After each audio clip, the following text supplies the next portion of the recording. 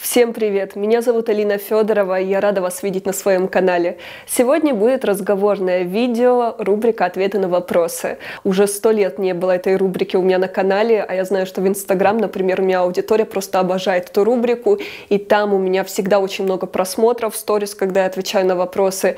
Вопросов вообще уйма, но, к сожалению, у меня не получается на все ответить.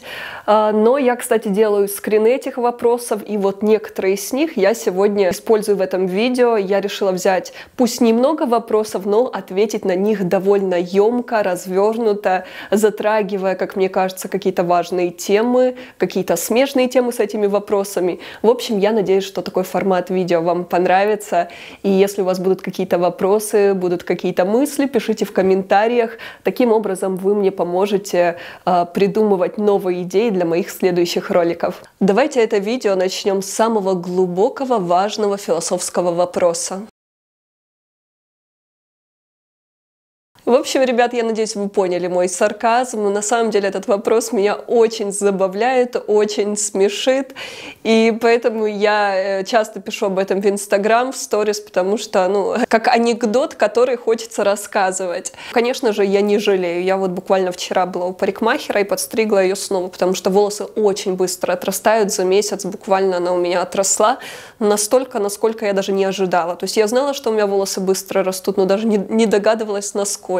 Поэтому, да, если вдруг мне надоест вернуть свою прическу как было, это вообще не составит никакого труда, но я сейчас не собираюсь возвращаться к прошлой прическе, потому что мне безумно нравится как есть. Мне безумно идет челка, и я намерена какое-то время так точно походить, пока не надоест. Когда мне пишут в комментариях о том, что Элина, вам бы эту челку длиннее, короче сделать, выровнять, еще что-то. Реально хочется ответить, что, ребят, вы можете делать со своими волосами, что вам захочется. Делайте, выравнивайте, укладывайте, обстригайте. Это ваше личное дело, меня это не касается. И также моя прическа, мои волосы и вообще все, что касается моей внешности, оно тоже никого не должно касаться. Но смотрите, почему я решила рассмотреть этот вопрос и вообще затронуть эту тему, потому что, я уже взрослый человек, взрослый, самодостаточный, уверенный в себе, да, который знает, что мне идет, что мне нравится и так далее. Но когда мы говорим о молодых девушках, подростках, у них еще нет этой внутренней опоры, уверенности, и они часто полагаются на мнение извне, что скажет общество, что там скажут друзья, их окружение. И вот представьте, когда выливается какая-то критика на внешний вид этой девочки, у нее у нее падает самооценка, у нее сомнения, а что же мне красиво, как мне лучше, потому что, это тот возраст, когда там люди пробуют новый стиль в одежде, новые прически, то есть они пытаются найти себя, и когда им постоянно говорят разные мнения, у них непонимание, а что же истинно верное. Я понимаю, что, возможно, для некоторых это пока сложно понять, но действительно правильный ответ, он кроется только внутри вас. У вас есть это внутреннее чутье, интуиция, понимание того, что является вашим, что является для вас наиболее комфортным, красивым, правильным. Это есть у каждого человека, просто нужно это достать из себя. Нужно больше проводить, внутреннего диалога, больше бывать наедине с собой, прислушиваться вообще к своему телу, к тому, что вам хочется. Это такой контакт с собой, который, конечно же, строится порой годами. И я понимаю, что, опять же, у молодых девочек этого может быть просто еще не быть, но это развивается. Если мы говорим о мнениях других людей, что касается вашей одежды, вашего стиля, прически, макияжа и так далее, тут можно и порой нужно прислушиваться к другим людям. Мы живем в социуме, это нормально. Просто нужно прислушиваться к мнению компетентных людей. То есть, смотрите, во-первых, есть профессионалы, специалисты в каждой сфере, да, мы берем каких-то стилистов, парикмахеров, визажистов. Это люди, мнению которых, в принципе, мы можем довериться, прислушаться, если это хороший специалист. Также, смотрите, есть люди, которые, например, являются авторитетными для вас, либо люди, которые вам нравятся. Вот, например, когда мне говорят комплименты люди, которые нравятся мне это очень приятно. Например, когда мне говорит комплимент «красивая девушка», то этот комплимент для меня гораздо дороже, ценнее, нежели комплимент, который мне сказал какой-то мужчина где-то на улице, да, выкрикнул. То есть, это совершенно разные уровни. Если мне говорит комплимент, не знаю, директор модельного агентства, естественно, это для меня еще более ценный комплимент, потому что этот человек, который постоянно работает с красивыми девушками, и он точно знает толк в красоте. Он работает с брендами, он работает с дизайнерами, он работает в сфере красоты. Поэтому, когда вам кто-то что-то говорит, нужно анализировать, от кого исходит это мнение. Действительно ли этот человек разбирается в том, о чем он говорит. Если вам человек говорит что-то не очень приятное, насчет вашего стиля в одежде, насчет какой-то вещи, вот вы смотрите на этого человека, вам нравится, как он одет, вам нравится его стиль. То есть, если вы понимаете, что вам не нравится вообще, как он выглядит, и при этом он вам высказывает свою оценку, то разумеется, что грош цена этой оценки. Если мне пишут, какой-то хейт где-то, иногда я захожу на страницу этого человека. Захожу, смотрю и такая думаю, да. Если бы мне этот человек написал комплименты и написал, что ему что-то нравится, я бы, наверное, расстроилась, потому что иногда понятие прекрасного, эстетики, жизни, одежды, внешности, всего-всего настолько у людей отличаются, что это просто как две разные вселенные. И когда один человек высказывает свое мнение, ты такой думаешь, да, хорошо, что так, хорошо, что тебе не нравится, потому что если бы тебе это нравилось, то тут бы я уже призадумалась, а может мне что-то реально изменить. Ребят, любовь к себе — это не только шопинг, утренний кофе и пирожные. В первую очередь, любовь к себе — это забота о своем здоровье, потому что именно оно влияет на все сферы нашей жизни, на нашу самореализацию, на нашу внешность, на наше настроение и самочувствие, многое другое. Поэтому нужно о себе заботиться и делать это комплексно. Это и спорт, и правильное питание, психолог, медитации. Для тех, кто хочет сделать заботу о своем здоровье своей повседневной рутиной, у меня для вас отличные новости. На платформе Wyspens мы запускаем безлимитный тариф. Это очень эксклюзивное предложение, поэтому у нас будет ограниченное количество мест и времени продаж. Внутри тарифа консультация от тренера по твоим запросам. Важно для домашних тренировок, чтобы не навредить себе неправильной техникой или неподходящими нагрузками. Доступ ко всем текущим и новым тренировкам. Полный доступ ко всем рецептам от нутрициолога. Медитации. Марафон «Стоп-стресс» в подарок. Новый марафон Wyspens «Упругое тело», тренировки с фитнес-лентами, новое обновление Wyspens, трекеры здоровья, шагомер, счетчик калорий. Ребята, самое главное, доступ ко всему у вас останется навсегда. Также, если у вас уже есть подписка, либо куплен марафон, эта стоимость вычтется из тарифа. Для того, чтобы узнать больше деталей, переходите по ссылке в описании. Да, кстати, относительно недавно я действительно заметила, что на моем канале не так уж и много видео о бьюти, красоте. Наверное, 80% моего контента — это видеоролики о саморазвитии, психологии. То есть это, в принципе, основная тема. Потом это идет здоровый образ жизни, внедрение полезных привычек, что у меня еще, тренировки, конечно же, веганские рецепты. Также у меня еще влоги есть. Влоги я люблю, потому что, в принципе, это моя повседневная жизнь, и люди тоже любят их, какие-то путешествия. Мне кажется, что, в принципе, ответ тут очевиден. Каждый человек, каждый блогер, он делает тот контент, который ему ближе всего, то, что ему откликается, то, о чем он думает, то, что для него важно, и то, чем бы он хотел делиться со своей аудиторией, тот посыл, который бы он хотел нести в массы. Я считаю, что самое главное, что человека вот здесь, в его голове, его мышление, то, как он относится к себе, то, как он относится к миру. Если он в ладу с собой, если он ведет здоровый образ жизни, то тогда проблем с внешностью вообще не будет никаких, и этот вопрос уже становится таким более второстепенным. Что касается самооценки, это по большей части идет все с детства, все зависит от родителей.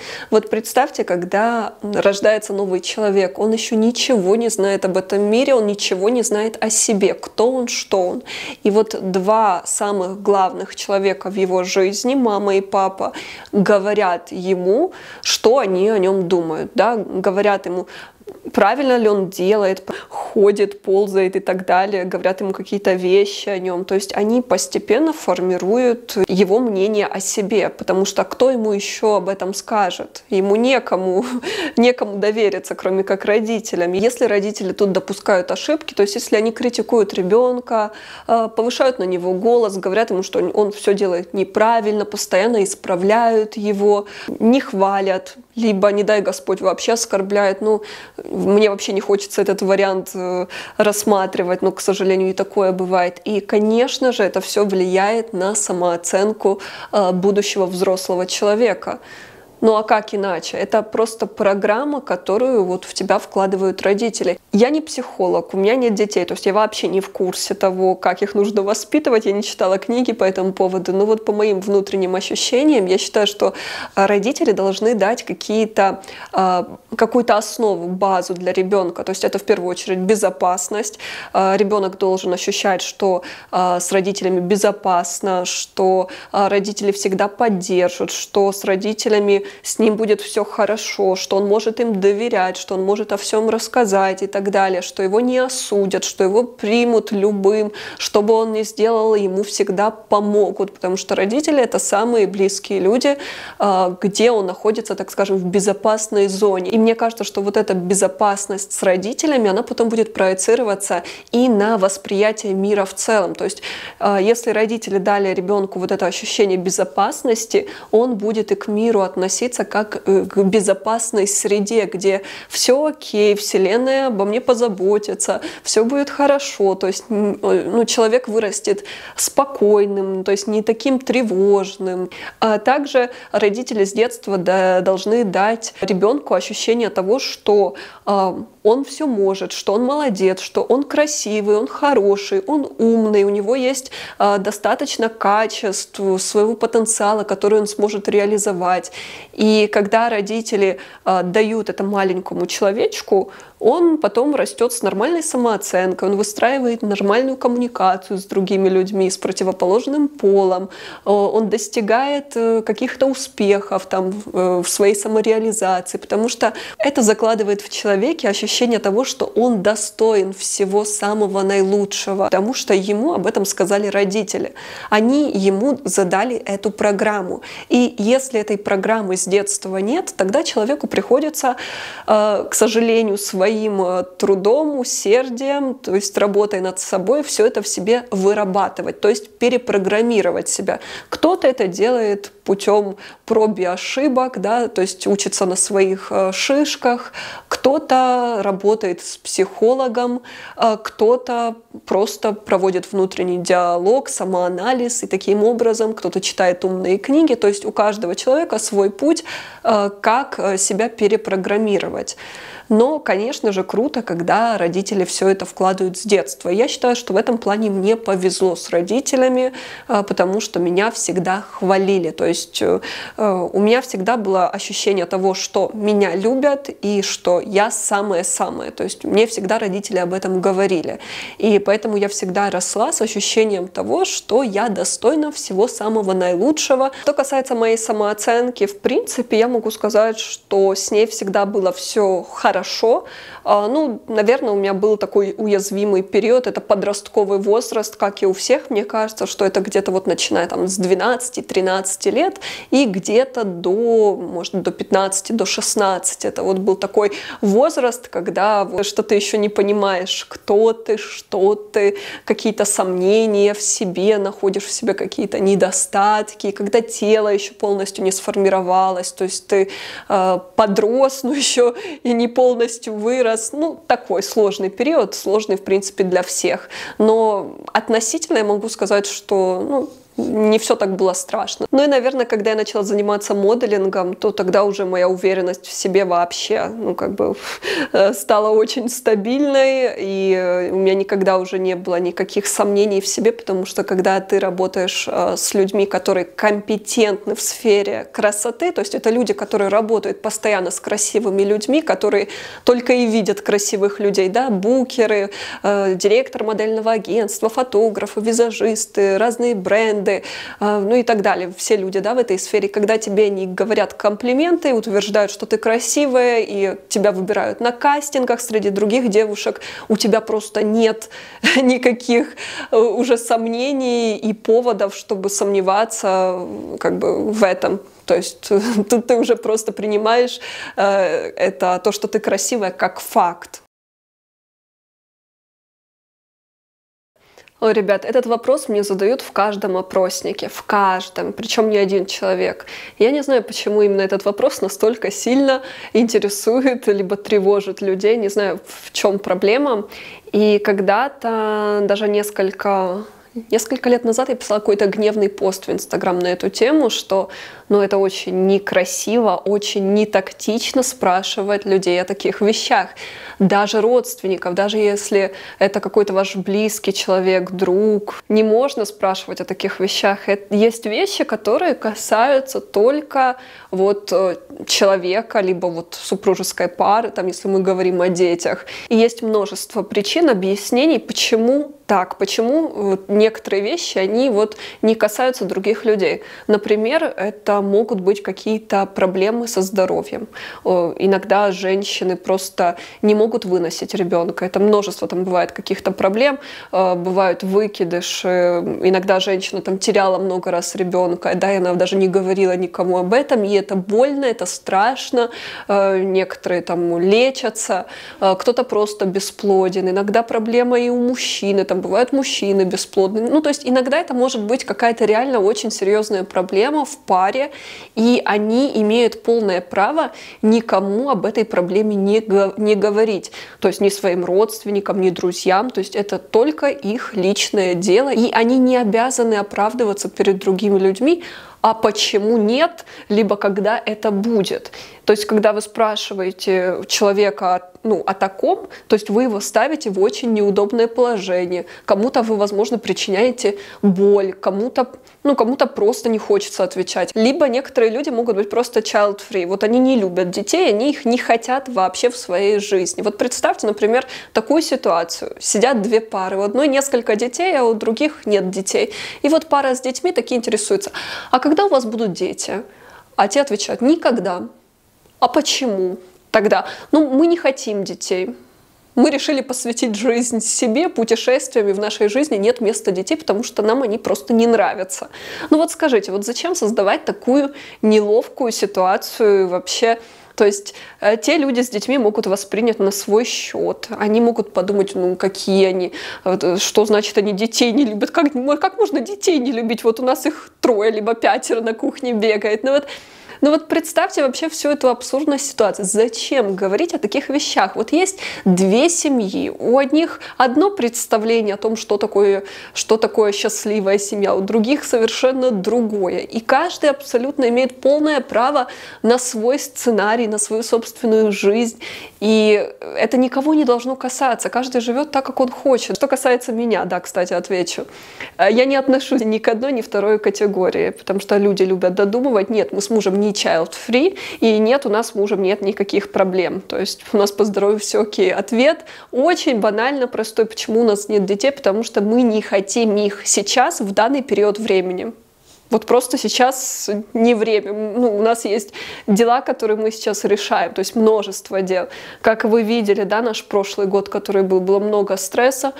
Война началась, мы родителей с Украины привозили сюда, мы дом покупали, сейчас мы делаем в доме ремонт, сейчас я создаю бизнес для родителей, сейчас я занимаюсь своими делами, потому что нужно делать ремонт в доме и куча всего. Если говорить про реальную жизнь, да, не виртуальную, то есть у меня вообще нет в моем окружении таких людей, которые бы такое могли отчудить и что-то такое спросить нетактичное. То есть все люди, которые меня окружают, очень интеллигентные, воспитанные, воспитаны. Если это какие-то некорректные вопросы, это, конечно же, все в интернете, потому что люди, не знаю, либо у людей, они живут в каком-то своем другом мире, что у них это как в порядке нормы, либо думают, что интернет — это какое-то пространство, где не действуют никакие человеческие нормы, законы и правила, что здесь можно делать вот что угодно. Вот я не понимаю, почему так. Если бы кто-то вот в реальной жизни мне задал какой-то такой нетактичный вопрос, я уверена, что я бы с этим человеком просто больше никогда не общалась. То есть,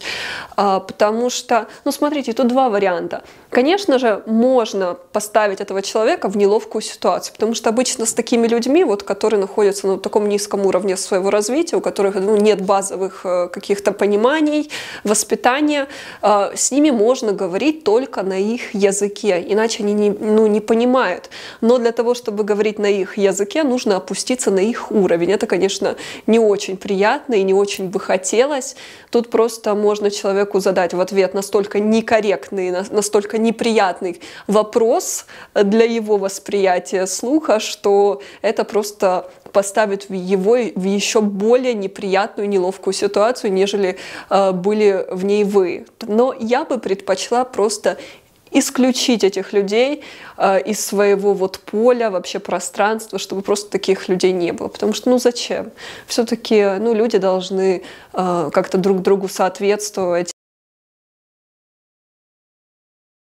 Что касается женской красоты, типажа внешности, у меня нет такого, что вот есть один типаж внешности, который мне нравится, а все остальные, вот я считаю, некрасивыми. Все же мне нравится абсолютно разная внешность, причем даже противоположная. Мне нравится, как и, например, Эльза Хоск, она очень высокая, худенькая, утонченная, она вся как статуэтка такая.